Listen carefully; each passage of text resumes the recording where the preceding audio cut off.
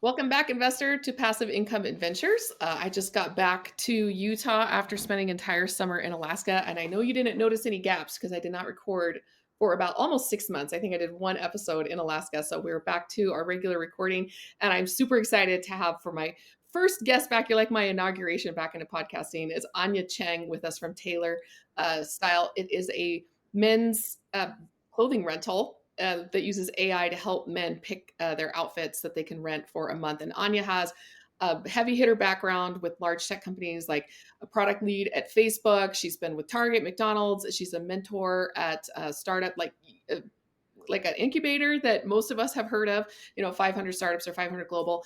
And did I mention that you also do lecturing at Northwestern University? Yeah, hello. This is Anya from Silicon Valley. We at Taylor we use AI to pick clothes for busy men. But the best part is that you don't have to do laundry because we are also rental. So then people rent instead of having to buy. So wear your clothes just like your Netflix show. Don't have to buy DVD anymore.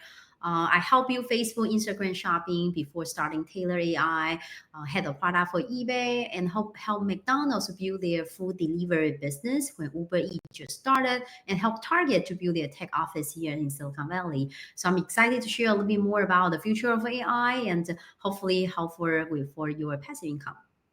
Yeah, and I feel like our target audience that mostly listens to the show from our demographics, it's about half and half men and women, maybe a little bit more men than women because men tend to gravitate a little bit more to that. Oh my goodness, like I work hard, I make good money, my lifestyle is like this, and if I got hit by a bus tomorrow, like what would happen to my family? So we have a little bit more men, mostly in the United States, but that age like 40, 2 to 55 age group is most of our listeners. And I think that this is right up their alley for several reasons. One, because you have a business background that speaks volumes, and a lot of them are either high level professionals as you were, or they are startup founders as you have had a lot of experience doing as well.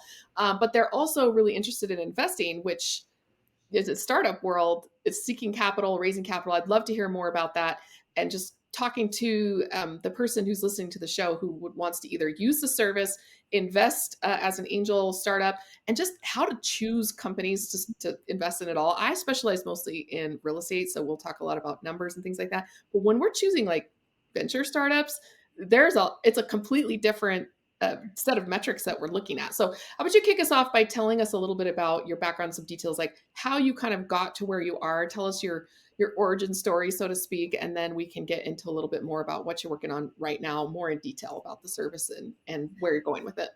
Yeah, people tend to ask me why two women Yeah. start a weird business and powered by AI. So it actually started with my own personal story. When I was working for Meta, I was a few female minority leaders at the team. So I felt a little bit imposter syndrome. I want to look great, but I don't want to spend time chasing after fashion. So I don't read GQ. I don't know how to pick. So I started using some subscription boxes such as Stitch Fix. Those they are boxes that they do have human stylists to style for you. But once they style to you, they receive a box. You have to decide right away: are you going to buy the clothes or not?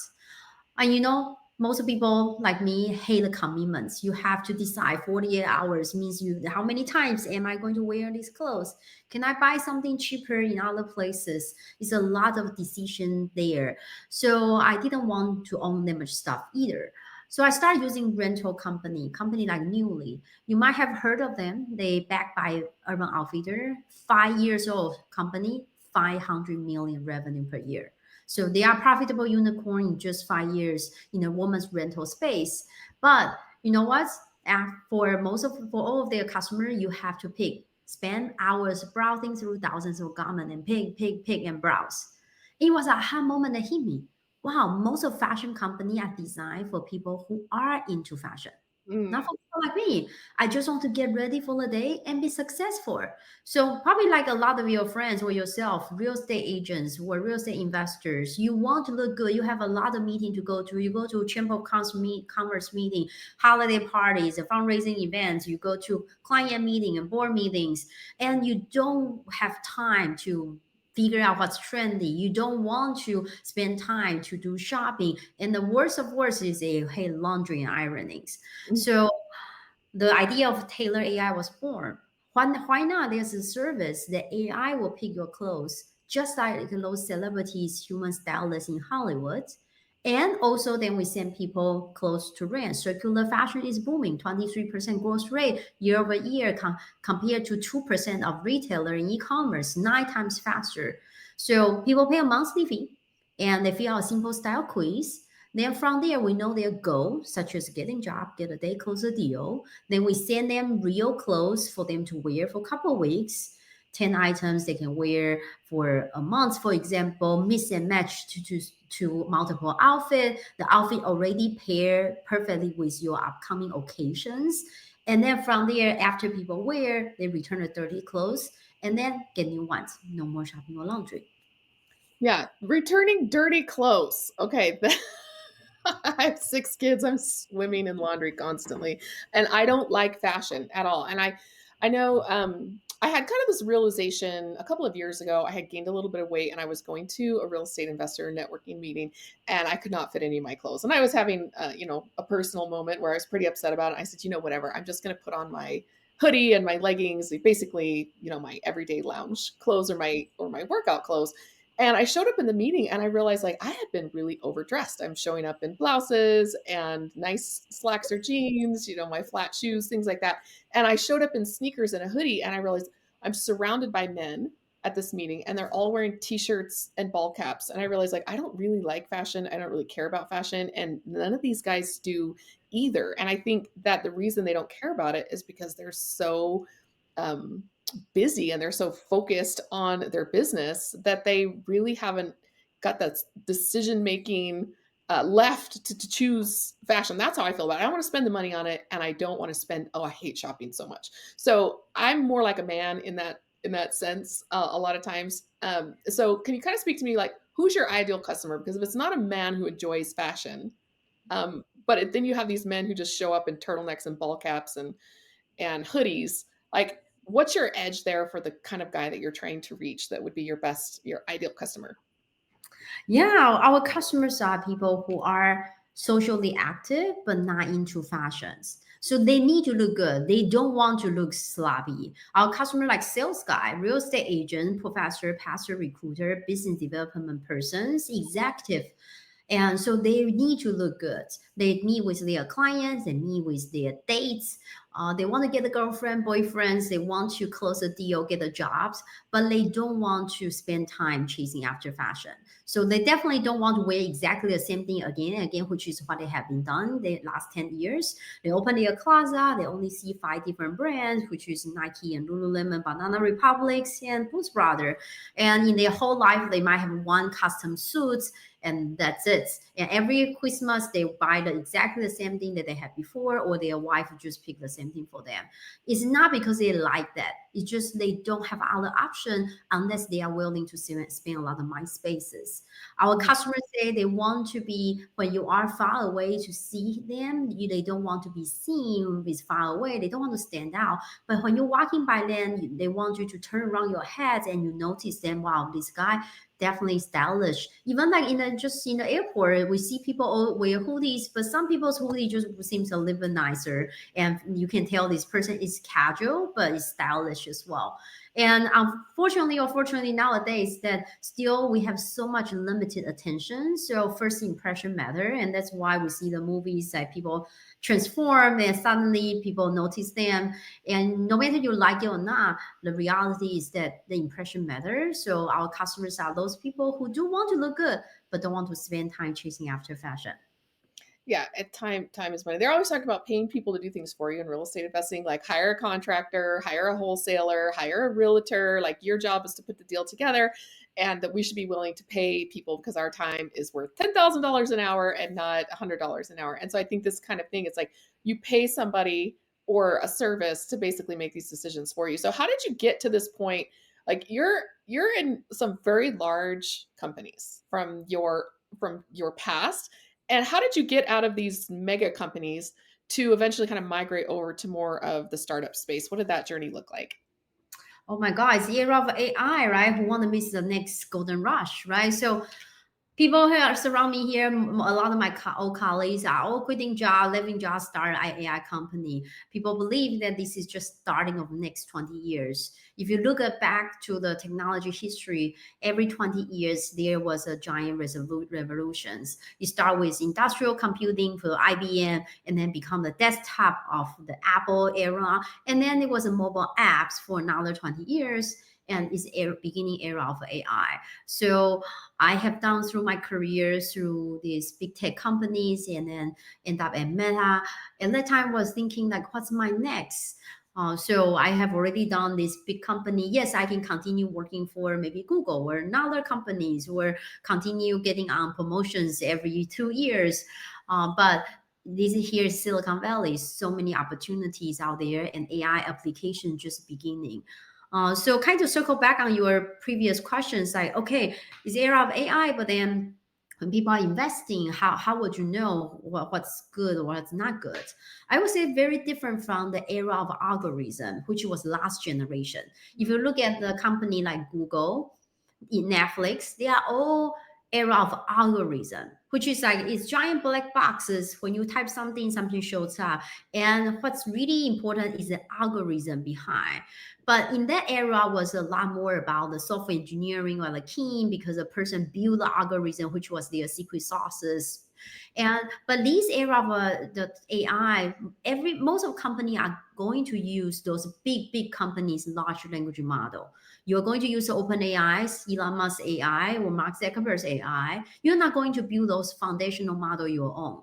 However, you are going to bring your own unique data to layer on top of that. Therefore, when you are looking for company, you should look at is that they have a unique data for the company that's defensible. For example, at Taylor, we know customers' true preference. Different from my old company Target, for example. Our Target's customer buy something or not is not because they like it, mostly because of price. This stuff is 10, 90% off. Okay, whatever, I will buy it, right? So, but when you open your Netflix show, when you watch your show, it wasn't because on discount. You truly like it, right? So the same thing for Taylor, because we are membership, so we know people's true preference. Also, machine learning means what? Machine have to learn. Learns means you need to get feedback in order to learn. In our model, we get feedback all the time. Every other week, customer tell us, I'm going out day night next week. It's going to a Japanese restaurant. The following week, I'm going Hawaii. By the way, it's a little bit tight in the new pant. I think I might gain weight a little bit. Oh, it's a little bit too short on the sleeve. I need these things. So we get feedback from customer all the time, because they want to make sure their next shipment is better. We also know the future. AI only know the past, not the future. How do we know the future?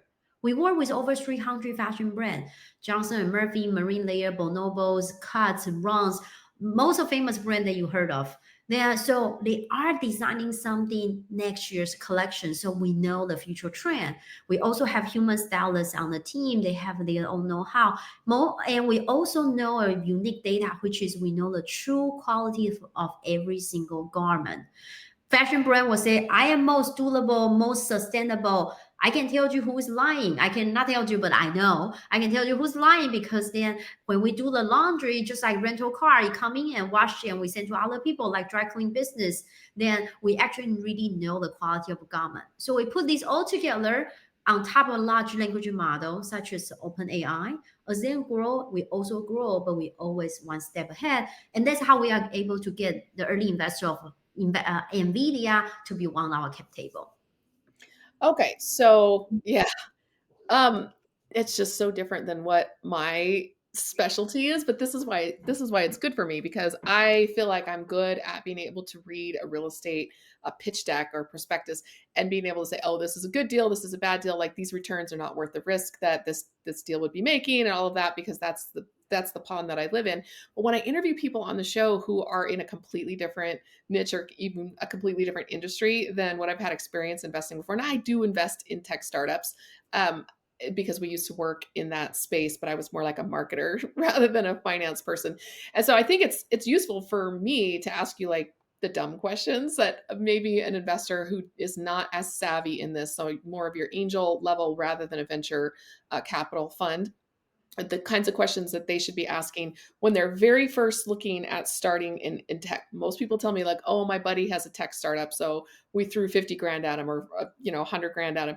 And I'm thinking to myself like, "Oh, that's not going to cash flow. That's so risky. You have no way of if you're going to get that back. What kind of due diligence did you do on him? He's never run a company before." Like so all of these kinds of things that I hear when people are investing in startups who don't really know what they're doing and they're losing money and then they lose faith in startups. And I feel like if you invest correctly with good fundamentals, you will come away with a dedication to the asset class because you've had some successful investments. But we don't want to be souring people who invest in things when they don't know what they're doing or they don't know how, then they lose money and they're like, oh, I'm never doing that again. So, what kinds of questions should somebody be asking before they invest in this type of company? I think some very basic rule, same as any other deals, will apply. Starting Mhm. with, okay, if I don't know, how about some testimonial? For example, like who are your investors? Like now, for example, our investors are largest consumer VC in the world, Goodwater Capital, for example, Berlin Okay. Capital, early investor of Lyft, Instacart, Spotify, Facebook, TikTok, right? Our investors, founder of YouTube. Our investor is the general managers of head general manager of the Morgan Stanley Asia, right? So like starting with, okay, who am I on the cap table with? Who is also in this party? That's an easy one, right? You follow those big ones and it's less likely to go wrong.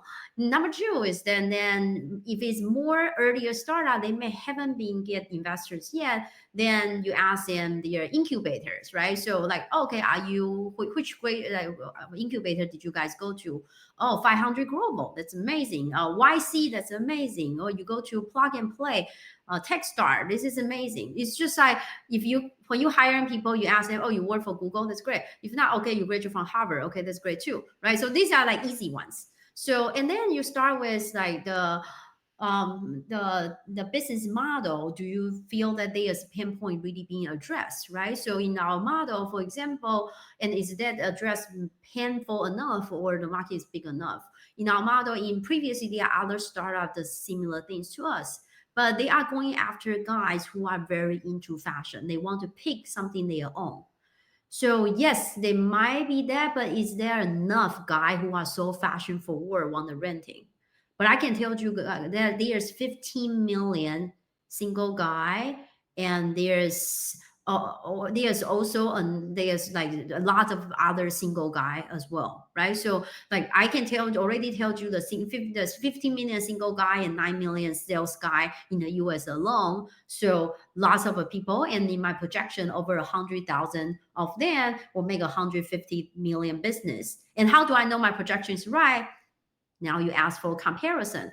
Newly, the public company, which you can go Google and find their financials, they are in 5 years and they make 500 million revenue per year. They have 300,000 customers.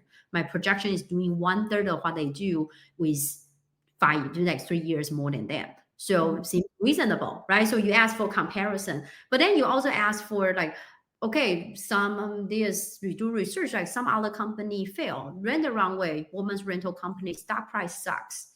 Why? It sounds the same. Rent newly and rent the wrong way. One is so profitable. Why one is not doing great?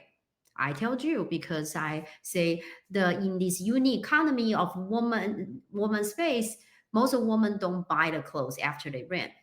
Tomorrow I'm going to wear the same thing if I buy it. I'm not going to wear the same thing. So I'm not going to buy. So if women are not buying, their only revenue stream is through rental, Mhm. means what? Means how quick that you get the money back is decide on how profitable you are. If you are renting Louis Vuitton and Burberry, how many times you need to rent to get the price back? Pretty hard. But if you are just renting Urban Outfitter, renting twice, you already get the money back. And even better is because Urban Outfitter is doing this business. So all they do is just take their unsold inventory for free, which they need to burn to put into a landfill, junk, they just rent it out to people, profitable. Right. So you ask people like, okay, what are some comparison? What are some bad examples? Some are good example? What did you guys learn from them? And how would you do differently? In our model, most of our customers are guy after I rent out 5 items, 2 items get sold. When customer buy, I make over 50% margin because Fashion industry is a high margin, everybody know. But the Right. problem in the fashion industry is inventory issue. People afraid of inventory.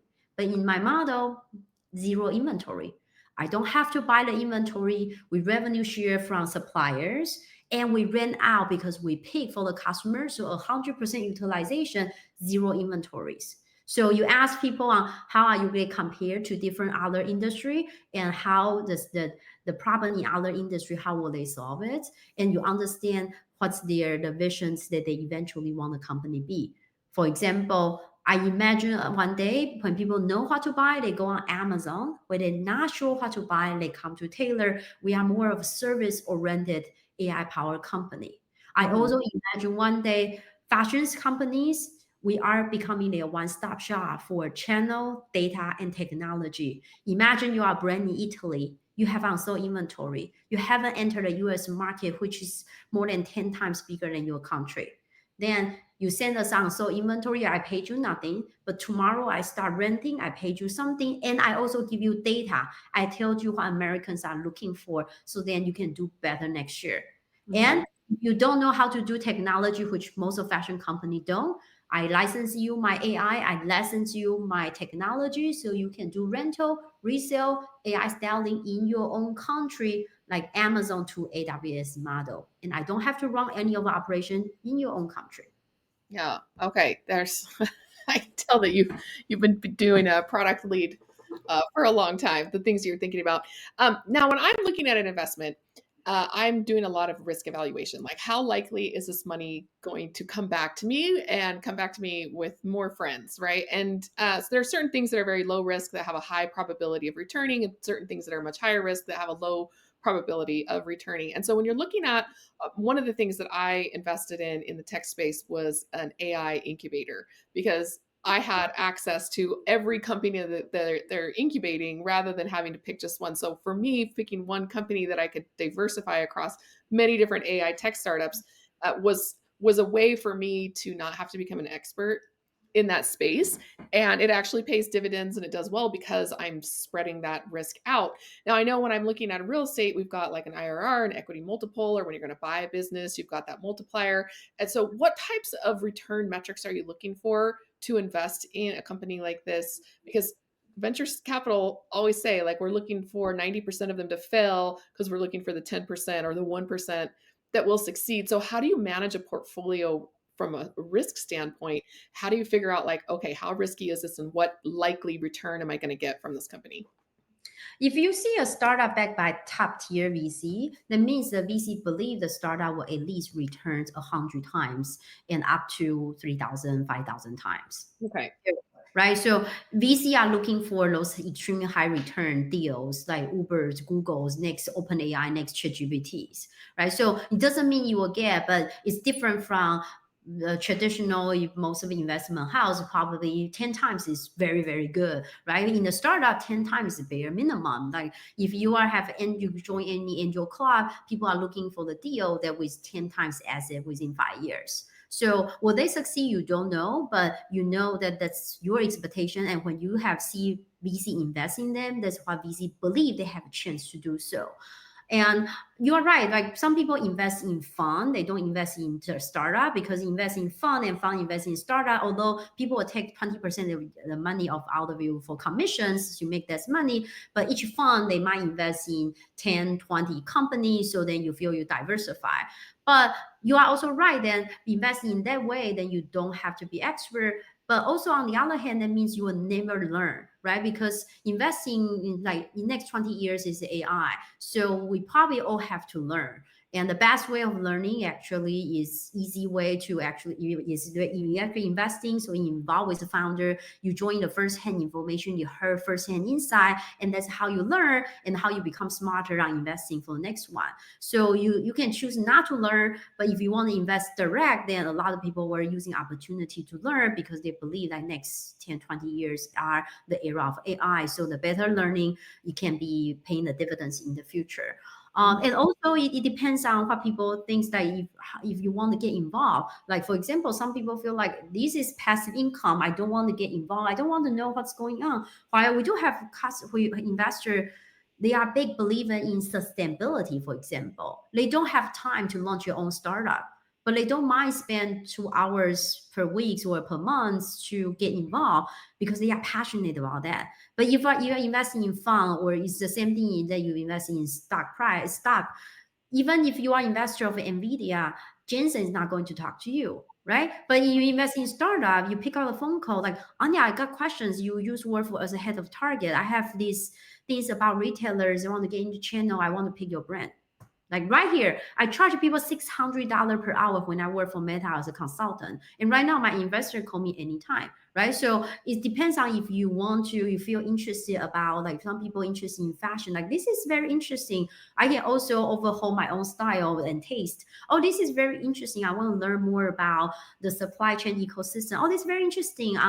The AI application. I want to know how these things work, and I can apply some of what you guys do for improve my own company's productivities. I heard you guys doing AI for marketing. You just won American Marketing Association award using AI to rank very high on ChatGPT. How did you do that using AI and generate content with human in the loop? AI human as a flywheel. And so a lot of time people were investing directly to get insight and helping on their own business or whatever their own career journey. Yeah, I just had one of my investments collapse this week, 100% loss. But I look at it because as an opportunity because it was the same price as I would have paid for like a mastermind of some sort, a high-end mastermind. And I met so many amazing people. And not only did I meet them, but we were hanging out at the investor meetings or with the CEO of the company and people who had done some pretty amazing things. So some of their 7 and 8 figure investors are hanging out with me and we're chatting. So I feel like the networking value that I got from that it kind of made up for the risk that I took in investing in that company. And I knew it was risky when I went into it, but it wasn't based on any numbers. It was just because I understand the industry itself was risky. But I feel like if we're looking at that opportunity to talk to people like you're talking about, like my investors call me up all the time, and if they're not investors, I'm like, no, we're not doing free consulting here. But once they invest, the relationship changes. And I have wonderful long conversations with my investors about all sorts of things, their future careers, their investing portfolio. Like, what do I think about other stuff? I don't know, but let me introduce you to somebody who does. Like this network that happens when you actually are investing in one another with money turns into an investment of time and attention as well, which I think that's like the unspoken. People don't really mention that very often. If there's somebody you want access to, you have to bring them some value, whether it's your time or investing money, and we're receiving that on both ends. So that's a really great point that you bring up, is that access to high level people who are doing what you want to be doing, and I Yeah, personally benefited from that. yeah, for example, like one of my investors, he owned 5 companies in Japan. He's Mhm. doing very well there. And he was very direct saying, I'm investing because I am pretty good here in Japan and I'm probably better than most of people. But when I don't know what I don't know, I'm investing in you because I want to learn more about how Silicon Valley does business. Oh, And I don't know what you will bring to my business, but I think the new idea will help me innovate it one day. And I don't know what it is. And that's why I need to break through and get out of my comfort zone and no new different connection. I have another investor. He owned a very successful real estate home staging company in Asia, and he wanted to enter the U.S. market, but he's not sure where. And he doesn't know people, so he invests in us, and then I connect him to his whole bunch of people. He visited California. I set up some meetings for him, and then in his trips he lined up like 40 different meetings and without paying someone to help organizing all of the trip. And you already have those warm introduction for people, right? And we have investors, they own many supermarket in Atlanta. Their second generation is around 30 years old. They want their second generation to take over the business, and the second generation doesn't want to. So they invest as a way to kind of encourage them to get involved in business. They say it's fine.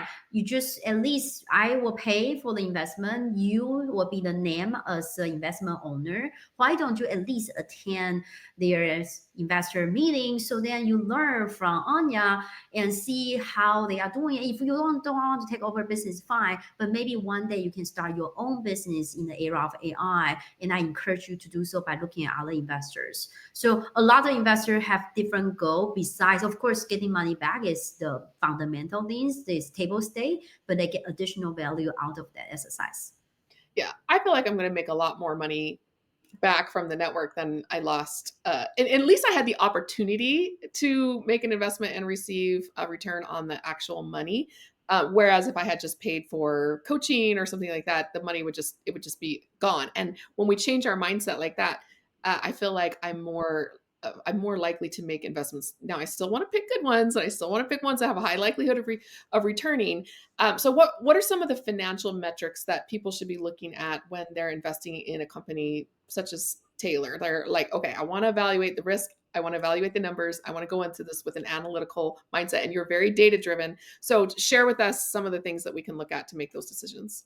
Yeah, pretty straightforward. Same as when you invest in flipping houses. What's the cost? What's the return, right? So, for example, in how we make money from true revenue stream right now, and a lot more in the future. Right now, we make money from people paying the monthly fee, which is their recurring revenue, right? When you think about like investing in e-commerce or something, the problem is many times people buy one time and never go back, right? So recurring revenue, it helps, and our member pay us recurring revenue every single month. And on top of that, we people buy rented clothes.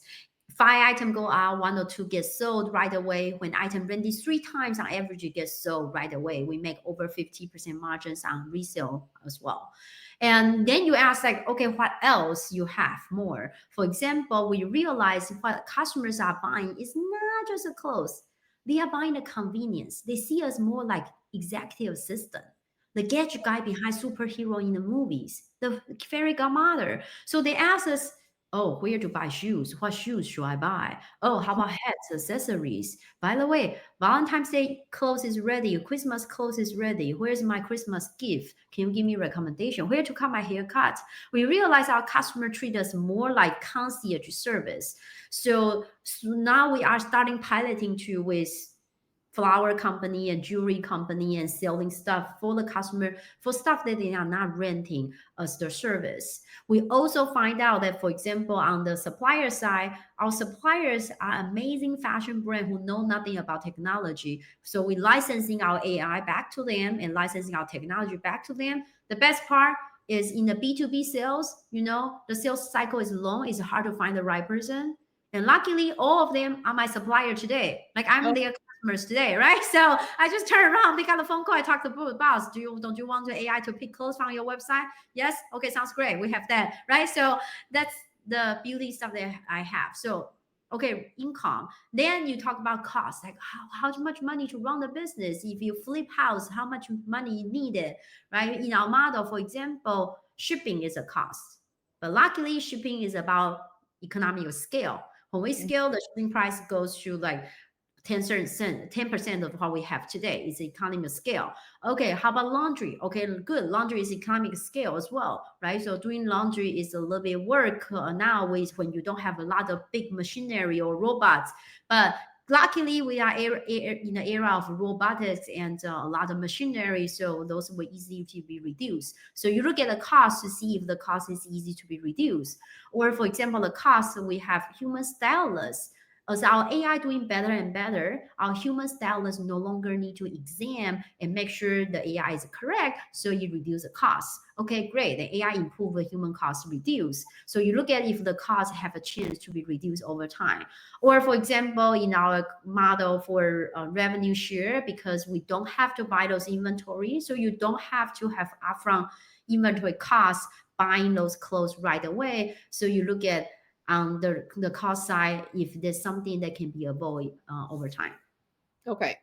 Yeah, and you're you're kind of my son. I have only one son, uh, but he has five sisters, and so he has autism and does not care about clothes or fashion or any of that. But he has five fairy godmothers who can give him fashion and hair advice and teach him how to talk to girls and all that. And so it sounds interesting that the service that you're offering is kind of like my five daughters who are helping my poor son figure out his way down down this professional world of working and dating and all of this kind of stuff. So interesting concept there. But you did say something that kind of intrigued me because you mentioned sustainability several times and the convenience of not having to do laundry. So I'm curious, like tell me the product stream from the manufacturer when the clothing is brand new, it gets rented out and then it gets sent back to get laundered. Where does that inventory go? My dad actually used to design inventory management systems for Boeing, so I grew up like being terrified of inventory because of some of the stories that he had. But where does the clothing go after it gets laundered? Are they likely to receive the same piece of clothing multiple months in a row if it's something they really like? Would it get sent back to them? Like, take me from the product stream from the garment coming off of the sewing line and through the laundry, and then where does it go? Yeah, maybe from the customer side will be more clear. Yeah. So if you're a customer, you signed up, say you pay less than $100, 70, say 80, $90, then you got the membership just like your Netflix show. So you signed up for the membership, then from there we ask you a few questions. Number one is your goal. Most of our customers are not dressed up just for fun. They Yeah. dress up, get a job, get a date, close a deal, right? So we ask you what's your goal. As soon as I can close the deal, $20 million. Oh, good. I don't care what I wear, right? So we ask for your goal. Then we from there we ask you a little bit basic information such as your sizing. For some reason, people always think they are taller and thinner. So so we ask some validating questions. Okay, go to your closet, get your favorite item. Tell me what size what brand it is. People say, no, no, no, for sure, I'm size medium. Oh my God, this is extra large. When am I wearing extra large? Yes, you are. So we ask people some fit issue, usually sleep too long, usually pants too tight. And then we ask people some impression you want to give out. I want to look younger, more mature, more stand out or fit in. And from there, we show you some picture. You like this light, like this light, like this light. That's it. If you want to upload a picture, yes, that's great. If you want to get on 15 minutes free consultation call with a real human stylist, yes, that's great. But if you don't, that's fine. So, and from there, our AI read all these information, including your weather. Of course, we know where you are, and read the 20,000 garments that we have. Okay, how do we have those garments? So imagine you are brands in Bonobo, Johnson and Murphy, Marine Layer, Bronze, Cuts, whatever brand. Well, you're amazing Italy brand in Italy. Then you have some excess inventory, which is still brand new and looks amazing, just like last year, just slightly different color. You know, men's fashion, they are the same every year. So then by the way, this year's color is mocha. So if you have one brown short, then you are trendy because this Mhm. year's color is mocha. Light brown is mocha. So go find a mocha, whatever pants or shorts, then you are trendy for the year. And so these brands have excess inventory. We cut a deal with them through revenue share. We say, okay, we want these 5 jacket and these few sweater and 20 each. They send us the inventory to our California warehouse. Right away, tomorrow we start renting out. Oh, we think Mark will like this and Joe will like that. Pair, mix and match with our brand to be perfect outfit for your own schedule. 2 church day, 2 investor calls, and then there's a family day in the school. And we make sure you are perfect for your upcoming weeks. Then customer wear whole week, 2 weeks, 3 weeks. Or if it's holiday season, you change your address, say send to my hotel directly. You arrive there, clothes is ready there for you to pick up from your hotel. You wear whole weeks. You now return the dirty clothes, put into the prepaid envelope which we send you. Then you give it to hotel lobby. Then you go home without any laundry. Or if you are home, go to any post office or mailbox on the street or open post office app. One click for free, they picked up. And in 2 days, you have new shipments arrived. And we got the clothes right away, just like your rental car. They wash them in 2 hours. You send to other people, the same thing. 2 hours, you laundry, and then you get to other people, just like professional dry clean. Okay.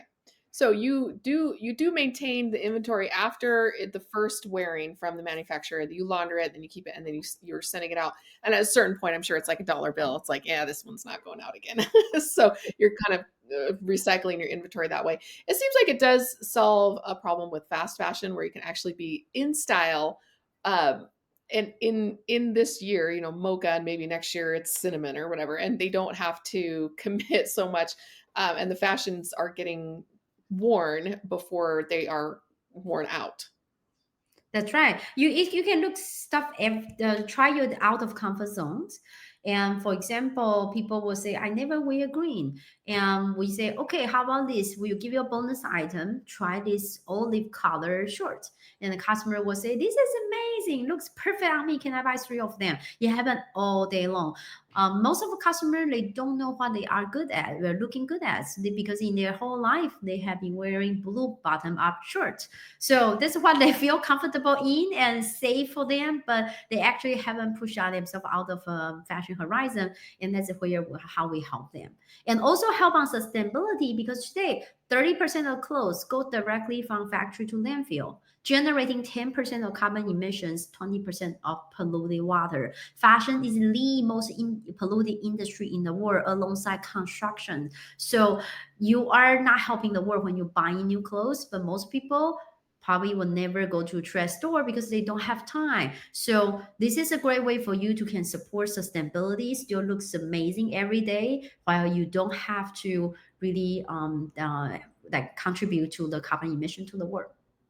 Yeah, definitely. I mean, goodness, we hear all about like the pollution of factories for AI. I mean, not factories, but the power plants for doing the AI computations. But people are not thinking about the fashion that they're wearing is just as big of a contributor. And so I feel like you're kind of trying to control that on that end, and people are thinking about this. So it's something that's important to remember.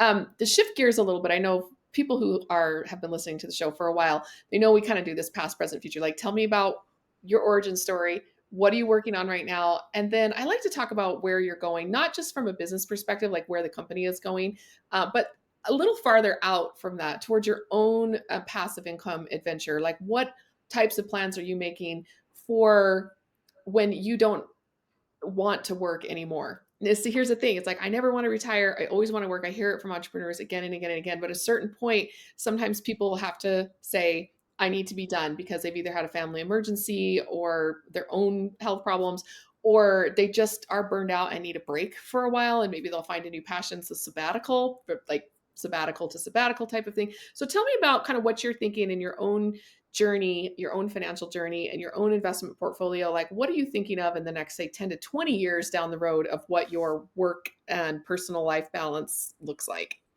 Yeah, I think so. We are open minded. We plan to sell the company in 3 to 5 years, and for like department stores or fashion companies or technology company like Amazon, Ubers, or company who have really strong data plays like Nelson's, or company who need technology upgrades but not into circular fashion such as Nike's or LVMH.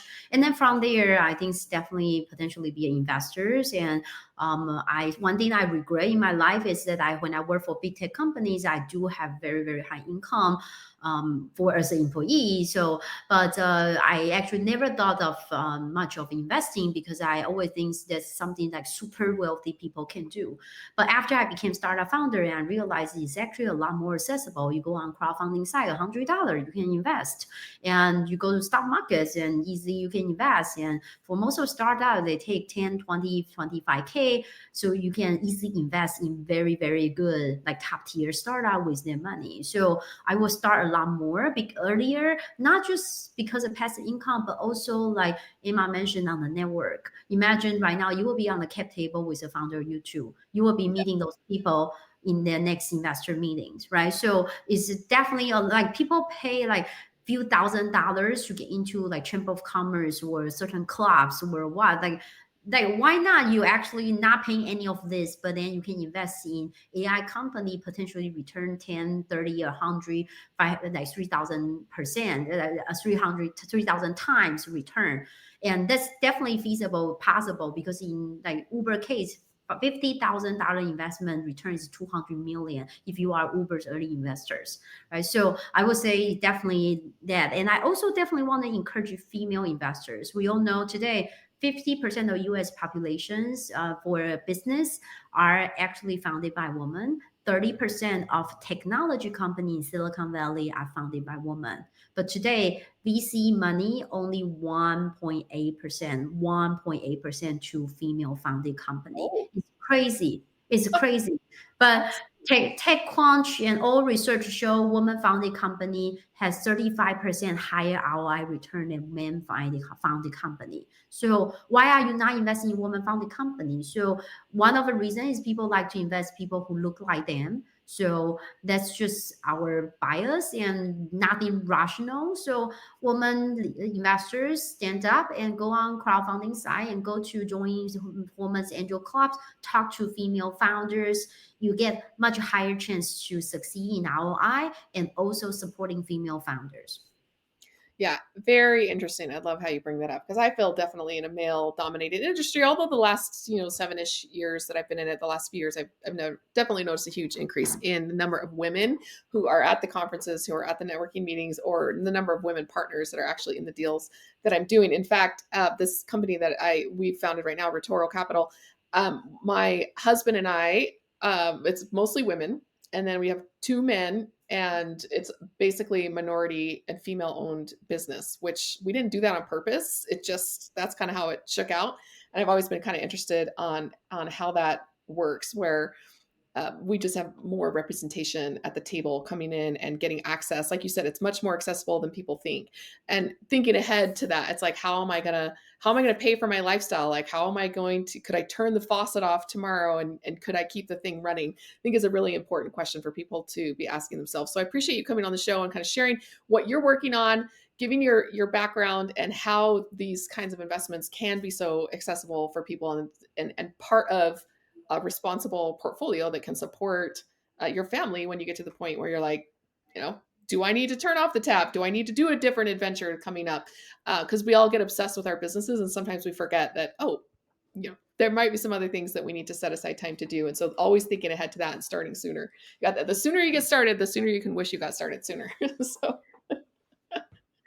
how can people get a hold of you, Anya?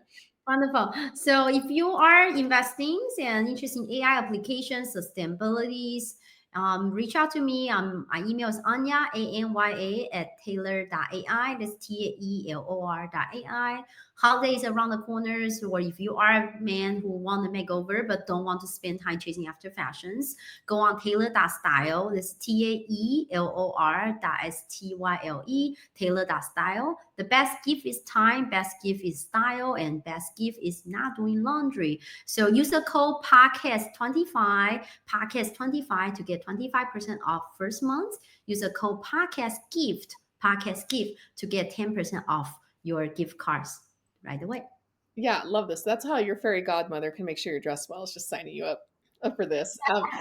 Is there anything else that you want to share that we have not talked about that I did not get to that you're like, oh, I really need them to know this? Because I always want to make sure that we cover what you want to cover when you're on the show and communicate to the person that you want to be communicating with.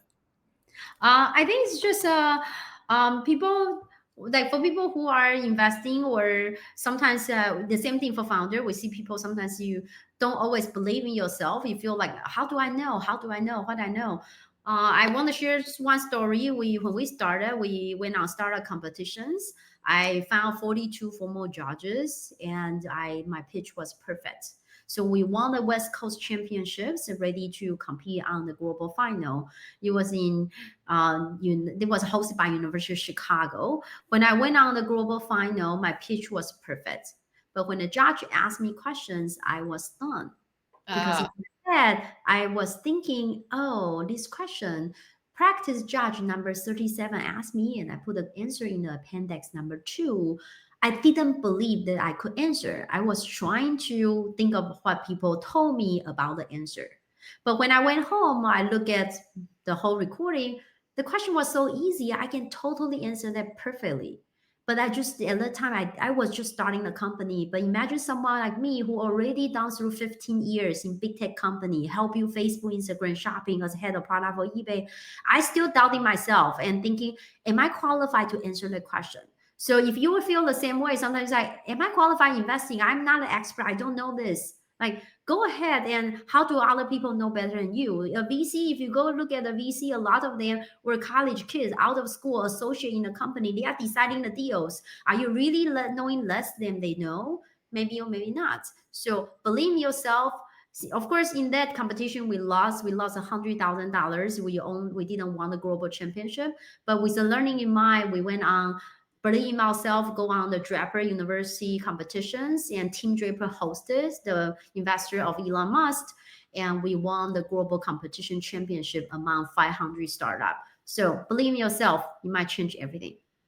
Yeah, beautiful message. Thank you for sharing that. I like I said, have 5 daughters and 1 son, and it seems like I have to tell them this frequently. They're early on in their careers and just trying to figure out where they're going, what they're doing, and it's always about figuring out what you like, what you're good at, and then believing that you can actually go and deliver that value to the marketplace. So it's fascinating talking to you, and I'm really glad that I got to meet you. That's one reason that I host a podcast is because I get to meet so many fascinating people like yourself. So if you want to reach out to Anya, be sure if you want to invest or if you want to uh, purchase one of the subscriptions, go ahead and reach out to her. I know she is on LinkedIn because I've talked to you over there.